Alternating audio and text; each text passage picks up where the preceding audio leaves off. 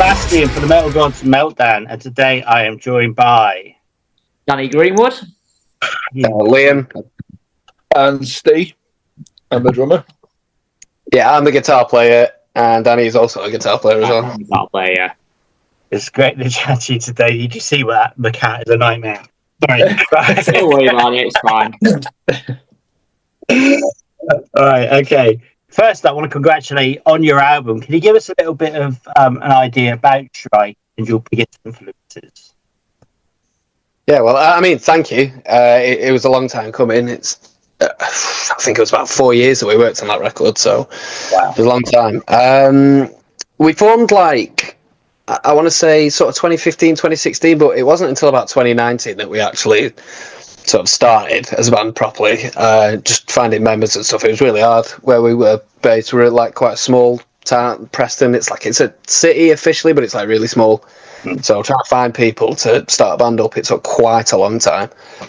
And then when we were starting to get some steam in 2019, COVID happened, and then obviously we all know how that turned out. So we were just writing really during COVID, and everything that we were experiencing as a band, as the world, etc. Just started putting that into the music, and then as we started coming back out, started touring in a bit more, started playing shows again, started scratching that itch, and that's sort of been it now since coming back out of lockdown. It's just get this record out, and play it, and here we are, finally releasing it after 4 years. What I really like about it is it's really aggressive and passionate though, and it's very deep lyrics. Yeah, especially an infinite depth. That's probably my favourite actually. Yeah, it's proper metal sort of core, isn't it? Sort of everything in there. Do you know what I mean? I'd love to take credit for it, but the lyrics were actually written by our old guitar player. He doesn't play for us anymore, but he's sort of well known within our circuit. Danny, he's got another project. Right. He also wrote the lyrics for his other project. He's just bit of a wordsmith. So shout out, I was just going to say wordsmith. Yeah, yeah. But when he sent the lyrics over, I was like, shit, fuck, dude, because it was the biggest step up lyrically. Yeah, anything we've ever done. So yeah, I'm glad you picked up on that, because mate. I mean, because you know what I mean. No, a lot of it I can relate to. You know what I mean? Because I've got my own mental health issues. I think we all have these days. You know what I mean? Oh, yeah, definitely. But yeah, I can relate to a lot of it. If it's helped at least one person, then we've sort of done our job, really. How long? And I've been listening to your album a lot, and it really rocks, man. So I've been I'll flick between that and something, I don't know, like Captain Blackbeard, fucking AOR Swedish metal. And then I'll go back to yours, and I go this, and I'll just swing the swap. So it's really good. Gets me working hard, so it's cool. What would you say is your favourite track each on the album today, and why? Well, my favourite is definitely Reconstruction. I think it's just such a full-on track. I like songs with very high energy, and that it's got good riffs, and it's fun to play along to as well. Definitely. I'd say for me personally, probably Sinner and Saints Regalia. There's a couple of fills in there that I'm really happy with. That when I wrote them, I was like, yeah, this is. I think it's got it's an all-round really. It sort of hits all the marks, and the outro especially is just beautiful, if I do say so myself. Yeah, I'll mirror what he said. Sinners, for me, it was one of those songs where it's not often that it happens, but when I've started the song and finished the song, writing it from start to finish, at no point did I question myself or get self-conscious and go, that shit, this could be changed. It just came out so naturally, and I'm still happy with it to this day. I think it's a representation of our finest bit of songwriting on there. In terms of, when you originally sent me the first sort of draft of it, I was like, this is. It's rare that happens, so I think I'm going to say. Can you tell us a little bit? I mean, the whole album's got everything, hasn't it? And the artwork even features Echo and Narcissus. Is that right? Narcissus. Why did you choose this as an album cover? So, I mean, I don't want to say the album is like a concept album because it's not, but there's a theme running throughout it. It kind of delves into territory of like abuse, kind of mental struggles that obviously quite a lot of us deal with, especially musicians and creative people. Relationships between, it could be anything. So romantic, friendships, business partnerships, works, all those kind of things, and how being on one end of the coin, it can be like really hard if you're in like really abusive kind of things. But then also there's that inherent, maybe we all have something bad within us as well that we kind of need to address. So it was that relationship between being on side, like both sides of the coin sort of thing, and sort of like how do you address it? Where do you go with that? Emotionally, what do you do? So that's kind of like what the music was channeling. So the artwork was kind of like just a visual representation of that. It was Echo was a nymph, I think, and Narcissus was a Greek god who was is where Narcissus comes from. I know many of them. Yeah, of course. I'm sure we've all met one. So yeah, we just thought that's a cool like visual representation of all those themes, and we knew it was kind of going to be like a two-part EP. So it was like Divine Echo kind of signifies that quite well, and then the Narcissus on the Serpentine bit of it, kind of like those two characters sort of represented each one, I think, pretty well. Awesome. Okay, then. So you're by Manchester, which has got like a pretty good metal scene, actually, hasn't it? So Yeah. I've been able to find it quite easy to get out and about on tours and that. I mean, so many venues are closing down, especially where I live in the East. Has it been hard to get your head up on the parapet, sort of thing? I mean, there is a good scene in Manchester. In fact, we got some of our first ever shows in Manchester because, like, I'm not going to say Preston is bad. It's not where it used to be. I don't really know whether it's because people are just going to Manchester now because it's closer than Preston. But we used to have a really good scene in Preston in, like, I want to say, when was it, Steve? Like 2011, 2012-ish, yeah, 2012 era. And then by about 2014, it really died out. So Manchester kind of became like a second home for us really early on in our career, which we're thankful for. And just like anyone else, just networking. If we played with a band and we liked them, we'd then like hit them up and go on a show with them. Eventually, I think it was like 2021, we signed to a management company that like sort of booked our shows for us, but that kind of came to fruition in late 2022 or early 2023. And we've had some members leave as well, so we're taking like a really small break from playing live shows at the minute. Right. Okay. When we get back into it, I'm sure it'll be a different world because we've not been show for about a year and a half now. Right. Yeah, it's so disheartening when like one of your favourite venues or like one that you have like an affinity with shuts down. It's disheartening. Oh, I've had two of those now in Manchester. I think was it Sound Control and Live. Two great venues that are now just gone. Yeah. That's shit. So, I mean, a lot of bands these days, especially younger bands, are releasing singles and that. I mean, do you plan to release more singles and videos or anything off this album that you've released recently, Divine and Serpentine? I think if we do, it'll be music videos because we've already released like EPs and then an album to do with it. So we've released quite a lot musically separate. So I think now to give like people some different media to look at instead of just taking it in by listening, I think it'll be music videos if we do any more. We've got one for the Riverbank at the minute, but if we can, probably do. In fact, I'm not going to say which songs, but we might have a couple that we might do. And why and what made you choose No One Knows as a cover? Because that's like an interesting song. Well, we just didn't want to do a metal song because there's so many metal bands that have covered other metal songs. It's like, how different can that sound really if you're a metal band? It's probably like a different tuning on guitar and it's going to sound vaguely similar. So we all sat down and thought, like, what's was one of our favourite non-metal songs. And I think a few that came up. I think ages ago we were not talking about doing Rocket Man. Really? Yeah. I think we were going to do Elton John. We were going to do.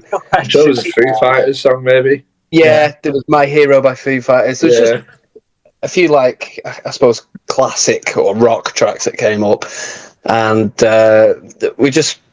It's quintessential, isn't it? No one knows. It's like the greatest rock song that's ever been made. So we thought we'd ruin it for everyone. No one knows the song that everyone knows. Yeah. It's so class. It's so class. And the video, I think you should do a reenactment of the video. Yeah. We'll get a move and attach it to Steve's Peugeot 206. Just hit a man in a flat cap and a whip it with the car, yeah. Oh, that's proper northern. I like that. Not here or where it is. Man with a flat cap and whipping it. He's like, you're waking up on the bond again. What? Giving you ideas here. Giving you ideas. Okay. So, what's the most important thing then for you guys right now as a band? We're looking for a permanent vocalist. That's the most important thing. So finding someone who can obviously replicate everything that we've just put out, someone that we mesh with and gel with as people, and someone who's just dedicated to the craft, really. So that's it for us now. As soon as we find that vocalist, it's touring, gigging, promoting this record live. That's the goal. Because, I mean, the problem is, I suppose, like with the festival season nearly here, it's going to be too late really to get out on a festival circuit, isn't it, now? It's a bit of a shame. Yeah, but, I mean, something for next year, perhaps. Or, I suppose there's a few... Can you not sing, Liam? You just give it a go? Or Danny, just give it a go, man? I dabble. I can do backing vocals, but I can't do it all. Like the guitar riffs are way too intricate to be doing both things at the same time. Like I don't have the internal CPU to be playing something. Do it from the drums. Be a bit unique, do you know what I mean? Yeah, you could do the Brandale. I'm no Brandale. Or we just master on it. We all do separate bits, like separate vocal lines and stuff. Yeah, you could do that. Be a bit different. Hey, give it a go. And when you become millionaires, don't forget me, right? All right. So the next one then. Can you tell us why we should buy and listen to The Divine and Serpentine? If you've ever encountered any traumatic experiences in your life, any mental health issues, and you don't know what to do with those emotions, buy that record and listen to it, because it could help. Do you two concur? Yes, I do. That's very American, isn't it? Do you concur? Yeah, like I said, I'd like to think that if anyone who's sort of experienced those kind of things, if it resonates with, as Liam said before, even one person who thinks this has somehow helped me, it's help me deal with these sort of emotions or feelings, then like Liam said, we've done our job, haven't we? Yeah, totally agree, mate.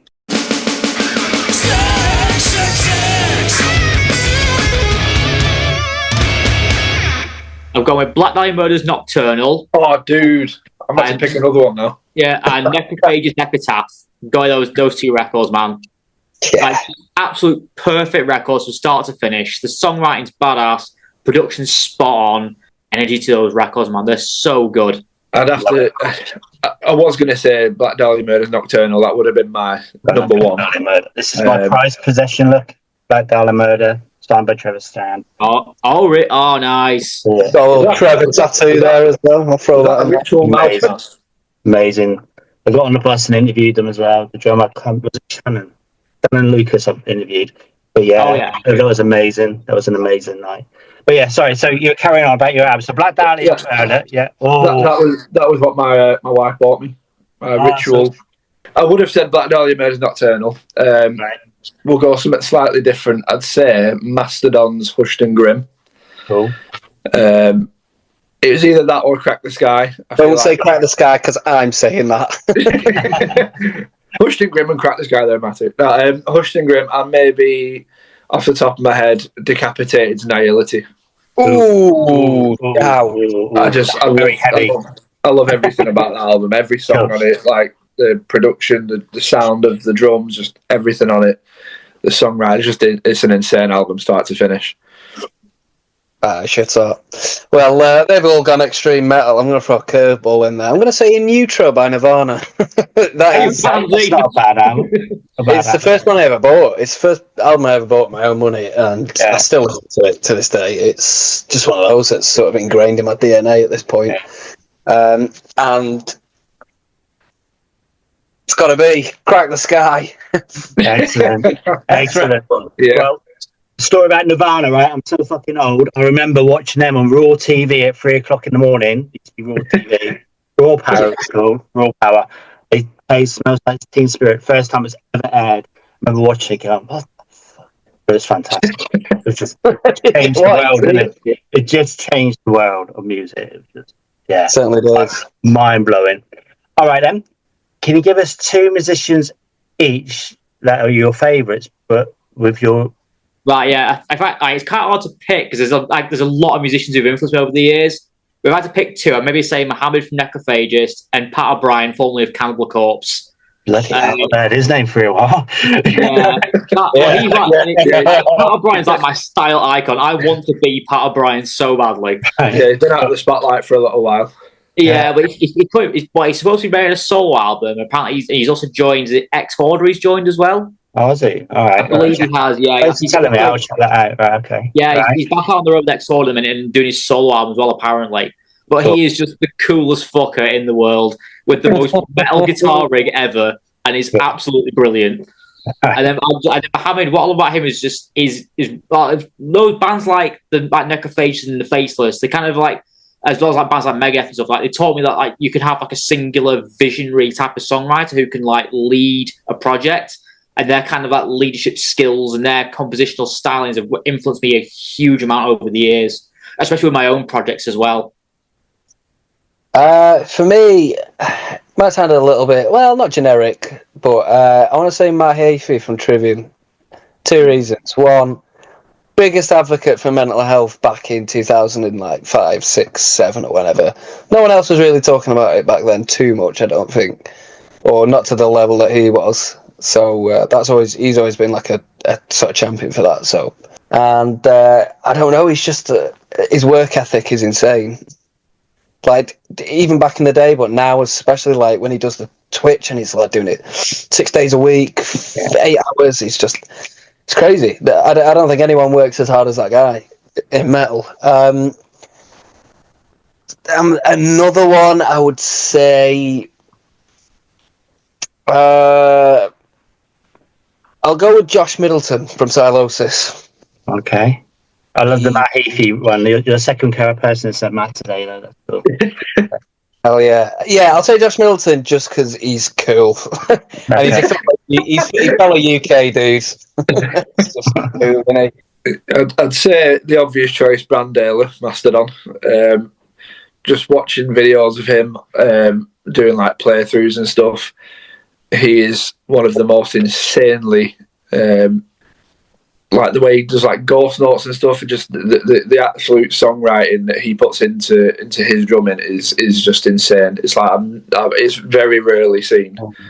And he's just a funny dude. Like I've seen him in interviews. He's a genuinely funny guy. Second choice, also maybe quite not so obvious. Probably Gojira's Mario Duplantier. Again, absolutely phenomenal musician. The songwriting again, insane. When I first heard Mars to Sirius, it changed my view on metal. Yeah, that album is absolutely insane. And you know, who else can say that they played an Olympic opening ceremony? Exactly, fantastic. That's what made it phenomenal. That was amazing. That was amazing. All right, one essential each. Would you take on tour with you? He must take on tour with you. This is going to be a really boring answer, but I'll say a toothbrush.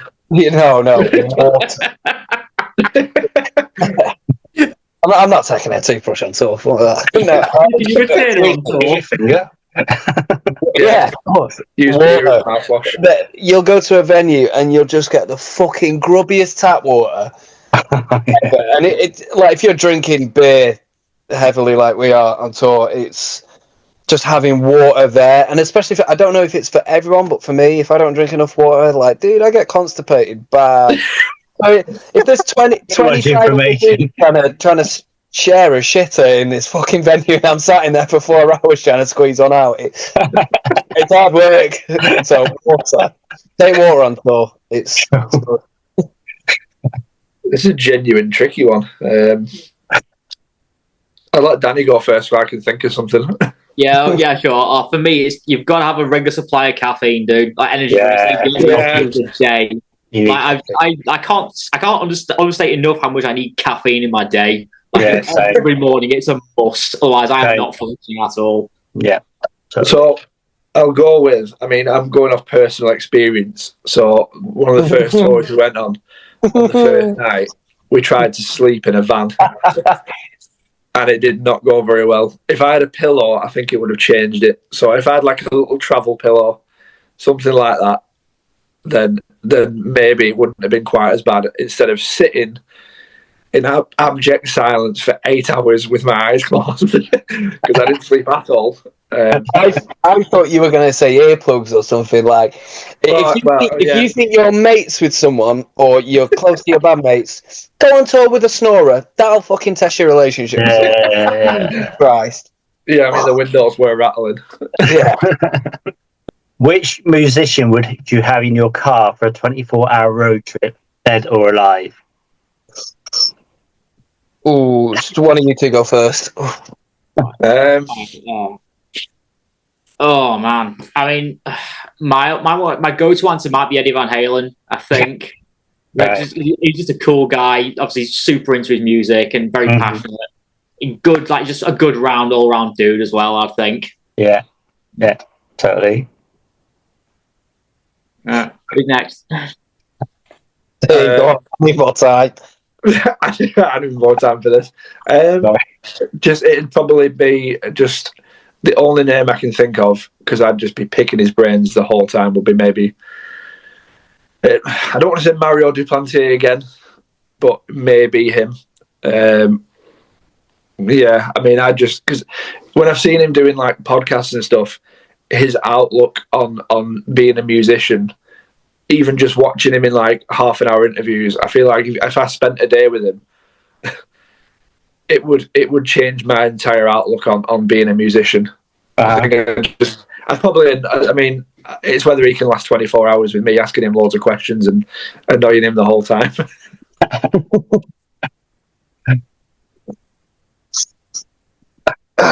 Man, there's so many I'd love to chat shit to.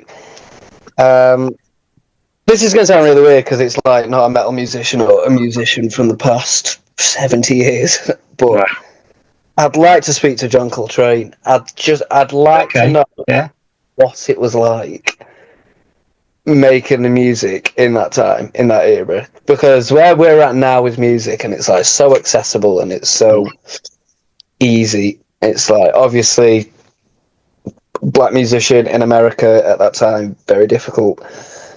I'd love to pick his brains and sort of understand where he was coming from with some of his compositions because they are wacky. Awesome. All right. So the next one, if there was a made-up song, like a totally made-up song about your personality, what would it be called? Oh, wow. Oh, I should an hour to think of this one. If it were me, it'd be some generic tech death anthem. I think so, like the machinations of the robotic devil or something. That's a good one. It's cool. Mine would just be like like an early 2000s emo song where the song title was so long, but it meant nothing, and it'd just be like, "Where the fuck have I put my car keys again?" It's quite nice outside today. That's a good one. Actually, where the fuck I put my car keys? Yeah, I like that one. Yeah. Well, funnily enough, I would echo that with something relating to forgetting absolutely everything seconds after hearing it. Yeah, it might not be quite as good as Where Are the Car Keys, but something in that area. All right. Yeah, normally like, I send these questions out before, but I just like to spring them on people sometimes. All right, so next one. Would you like to be able to stop time or rewind time? Ooh, crikey. How long can we stop time for? Just a day. Just a day. How far back can we go? I haven't fallen that deep. Within our lifetime. Within your lifetime, yeah. Any day that you could just stop time, like you go back in the past, yeah. It's funny because it's not a song about this, but like "Oh Father Time" on our record is kind of about like struggling to let go of the past, and I don't know. I think, yeah, I have moments quite a lot where I'm like, I'd do anything just to go back to this for a week. Tell me about it. Yeah. So I think I'd probably take the past just to go back in the past, but yeah, I think not a healthy place to live. I think I'm quite a believer in sort of the butterfly effect. Like, I think, small changes in the past could potentially affect the future. However, if it didn't, I'd go back in the past because I'd love to relive some of the stuff that I did. Just the stupid stuff, all the stupid stuff I've done. I'd be able to sort of rewatch it happen again. Yeah. I think if you go back a rewind time, if I could relive any point, it would be like sort of 2013 to 2015 when I was back at uni, that time period. I had such a good time. Like, I did doing my degree at the time, really enjoying that. I was putting together my first albums and firstly getting into audio production for the first time. It was all fresh like that, and I went to some amazing gigs. I travelled the UK a lot. Like that to me was like such a perfect snapshot of what a good time is. I think. Fantastic. Okay, so the next one. Do you prefer death metal or thrash metal? Death metal. Yeah. I mean, with the thrash metal thing, like I started on thrash when I was about 15, I think, and I got obsessed with Megadeth, like so much. And then from there was other bands like I got into like Evil, got into Warbringer, got into Havoc, bands like that. So I started with thrash metal, but then I got introduced to death metal when I was about 16, I think, by a mate of mine in high school. Like he showed me Necrophagus, he showed me early Cannibal Corpse. And then I kind of grew, and then as going through college and stuff, I kind of got more into death metal, and it's kind of stuck with me ever since. Right. Whereas like thrash for me, unfortunately, I think a lot of it becomes quite homogenized. It sounds the same a lot of the time. Whereas I think there's a lot of death metal bands are kind of more unique, even though they might be doing similar sorts of things. But like Drop for the Cowboy sounds different to the Faceless, for example, or Between the Buried and Me, even, Vinyl or digital, which do you prefer? I prefer the convenience of digital, but I like a vinyl. Yeah. Yeah, I'm more of a digital guy myself. Like, I used to collect CDs a lot back in the day. I used to have loads of them, but I got sick of the clutter with CDs and just having like just a pile of CDs. I know, I know exactly what you're saying. Yeah, I'd say small intimate gig. Again, I love festivals. I love everything about festivals, but there's the raw energy in a small intimate gig that feels more, like the name suggests, intimate. Like it just feels more like again, I like what Liam said. I'm 33 now. I can't be getting elbowed in mosh pits anymore. But yeah, I love them sort of gigs. Yeah, I'm all for that. I'd do anything to be back in a mosh pit, me. I'm getting old, like, can I do it? I mean, yeah. Just put on like rugby pads and stuff, you'd be alright. But it's like when I go to the gym, there's this guy, I'll tell you, I swear to God, he's always doing the coke before he goes to the gym, and he's like, he's one of them, is he? Yeah, man, honestly, I'm like, what? Can you just imagine like, a kid like that? Yeah. Not good. All right, and so the final thing, right? 6. It'll rock your world. That was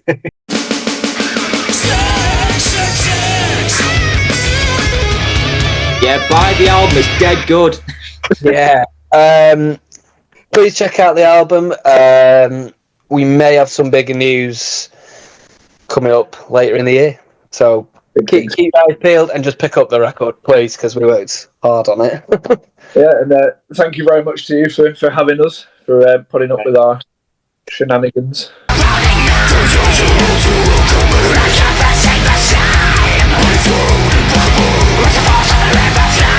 Follow me,